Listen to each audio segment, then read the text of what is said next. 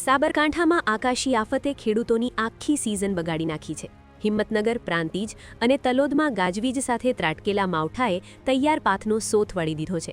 ખેતરમાં લણેલો ઘઉંનો પાક પલળી જતા હવે તેમાં કાળા ડાઘ પડવાની ભીતિ સેવાઈ રહી છે, જેના કારણે માર્કેટમાં પૂરતા ભાવ નહીં મળે તેવો ડર ખેડૂતોને સતાવી રહ્યો છે। માત્ર ઘઉં જ નહીં, પણ બટાકા લણતા ખેડૂતો પણ આ કમોસમી વરસાદથી ચિંતાતુર બન્યા છે। ઉનાળાની શરૂઆતે જ મોઢે આવેલો કોળિયો છીનવાઈ જતા ધરતીપુત્રો પર આભ ફાટ્યું છે। અથાગ મહેનત બાદ હવે નુકસાનીનો સામનો કરી રહેલા ખેડૂતો સરકાર પાસે વહેલી તકે સર્વે અને વળતરની આશા રાખી રહ્યા છે।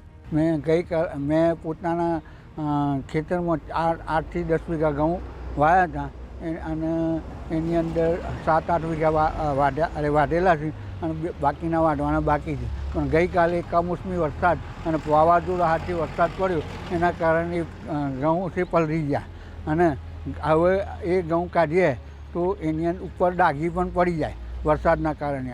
એ બજારમાં લઈ ગયા તો એ ઘઉંનો ભાવ આપણને ખેડૂતો વેપારીઓ આપણને સરખી રીતે આપે ને અને આપણું શોષણ કરે, અને જેથી કરીને આ બાબતે ઘટતું કરવા વિચાર।